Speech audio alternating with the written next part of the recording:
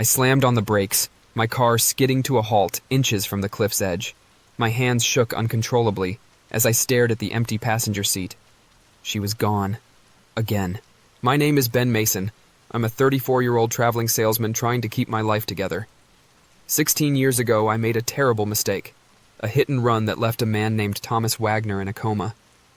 I've tried to bury the guilt, but lately the past has been digging itself up. It all started when I picked up a hitchhiker on my way back from a sales trip. Her name was Lily Thompson, a young woman with piercing green eyes and a haunting smile. She said she was heading to Silverwood, a town along my route, so I agreed to give her a lift.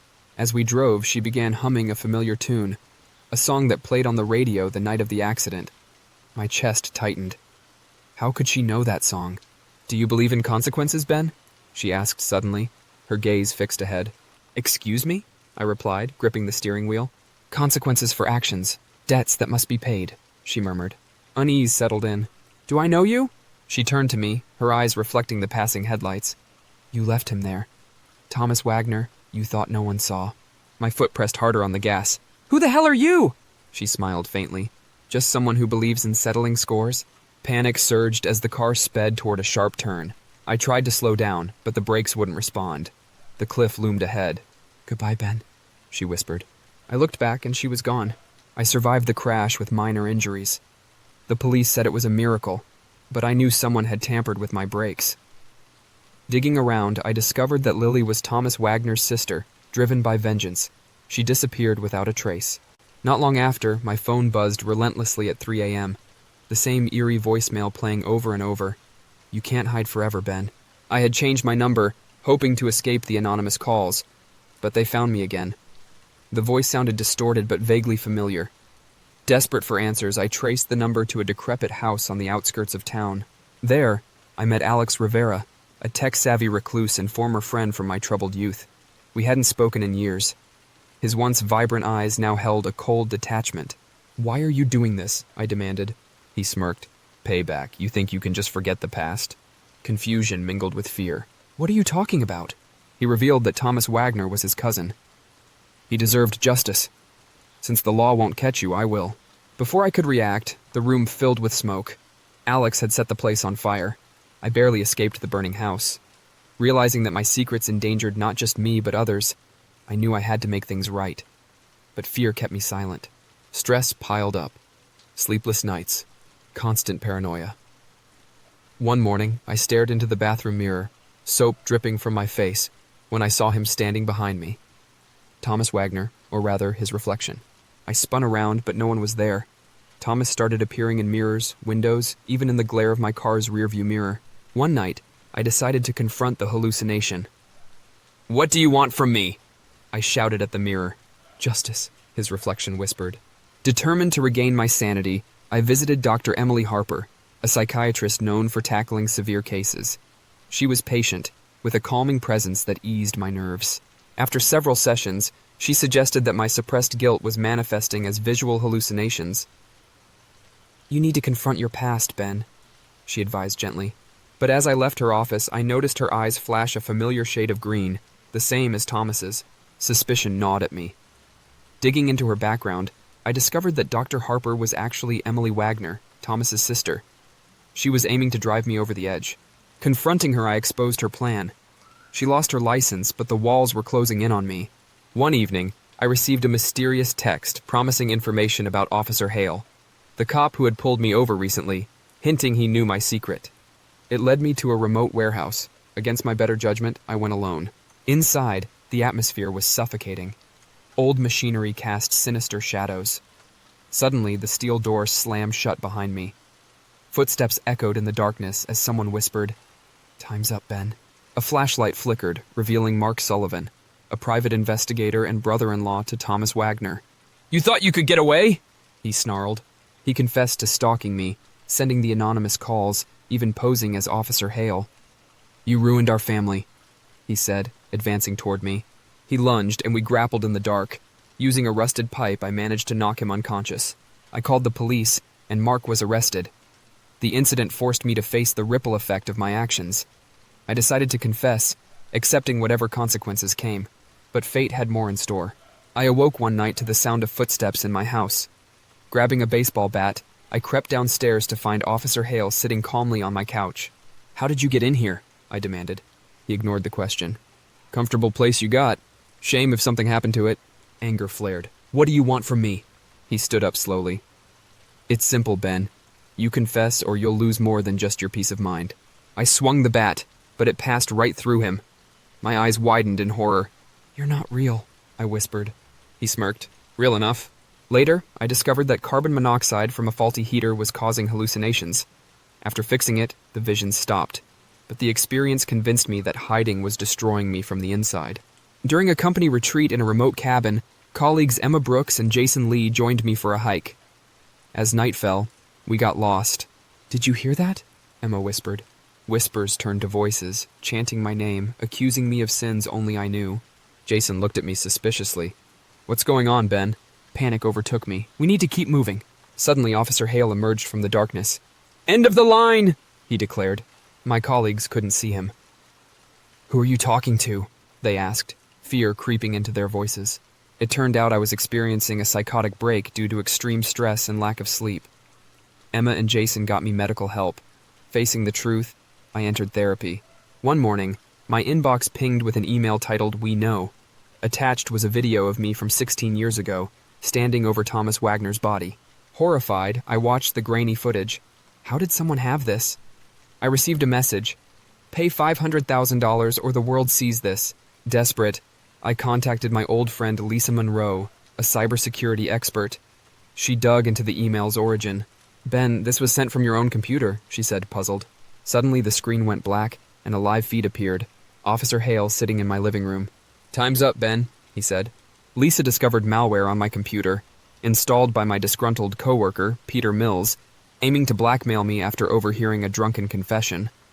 Peter was arrested, and I decided to come clean, tired of living under the weight of my secrets. Drawn by anonymous tips about Hale's identity, I ventured into an abandoned hospital. Inside, I found a room filled with photos of me, articles about the accident, and notes connecting me to Thomas Wagner. Suddenly, footsteps echoed. Hale appeared, blocking the exit. "Who are you?" I demanded. He removed his hat, revealing himself as Eric Wagner, Thomas's twin brother. "You took everything from me," he growled. He advanced, and we struggled near the rooftop's edge. In the scuffle, Eric lost his footing and fell but survived. With the truth out, I confessed to the police. Eric received help for his obsession, and I began serving my sentence, finally unburdened by guilt. But even behind bars, the nightmares persisted. I dreamt I was trapped underground. The walls of the tunnel trembled as water rushed in. I pounded on the sealed hatch, screaming for help.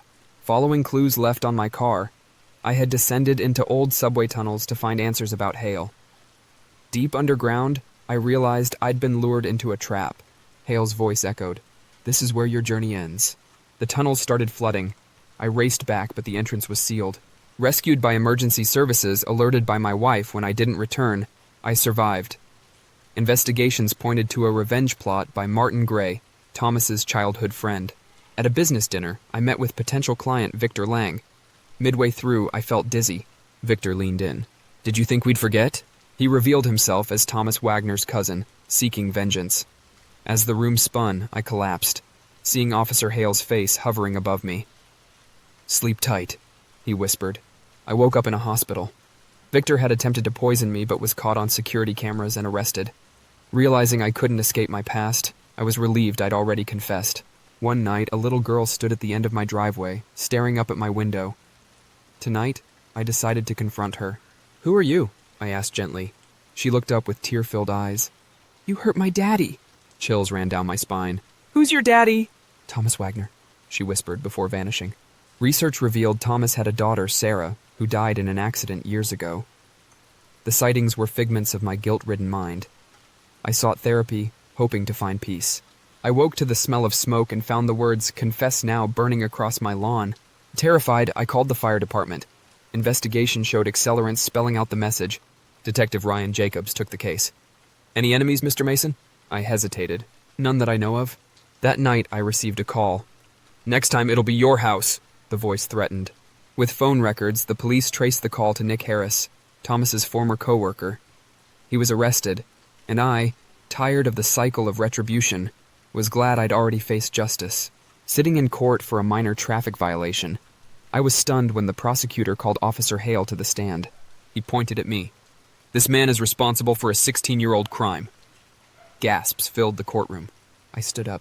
This isn't happening. It was a nightmare, a manifestation of my anxiety about being judged. Waking up, I reminded myself that I'd already confessed, but the guilt still lingered. I opened my eyes to find myself tied to a chair in a dimly lit room. Across from me sat Officer Hale. "Rise and shine," he said mockingly. "Why are you doing this?" I groaned.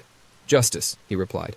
He revealed himself as David Lawson, an undercover cop whose father was the original Officer Hale, killed in the line of duty investigating Thomas's accident.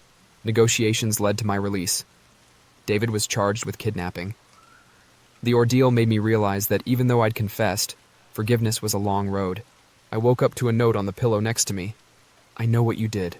Panicked, I questioned my wife, Jennifer. She was just as shocked. We changed the locks, but the notes kept appearing, in my car, at my office. I installed cameras and caught my colleague, Steve Miller, entering my home. Confronted, he admitted trying to scare me after losing a promotion to me. I pressed charges, hoping to close another dark chapter. Visiting my father's grave, I noticed a new tombstone beside it, my own name etched into the granite. Heart pounding, I backed away, bumping into Officer Hale. "Fitting, isn't it?" he said. "What's happening?" I stammered. "This is where all secrets are buried," he replied. Cemetery staff explained it was a cruel prank by teenagers, but the incident reminded me that I still hadn't forgiven myself. Driving home, the radio crackled. A news report detailed the reopening of Thomas Wagner's hit-and-run case, naming me as the suspect. Sweat dripped down my forehead. How did they find out? I called the station, but they had no such broadcast. Realizing I was hallucinating due to extreme stress, I sought medical help. Accepting that healing would take time, a homeless man grabbed my arm on the street. "They're coming for you, Ben," he warned. "Do I know you?" I asked, unnerved. He smiled sadly. "You will." That night, my house was broken into, but nothing was taken. The man turned out to be John Wagner, Thomas's father, fallen on hard times. He wanted to warn me that others were seeking vengeance. I hoped my confession would end the cycle. My daughter, Lily, named after the woman who'd first confronted me, handed me an old diary she found in the attic. "Look what I found, Dad." Flipping through, I realized it was Thomas Wagner's diary, detailing his life up to the day of the accident. Messages seemed directed at me. "If you're reading this, Ben, it's time to face the truth." The diary was planted by my wife, who had discovered my secret before I confessed. She wanted me to come clean for the sake of our family. Together, we faced the consequences.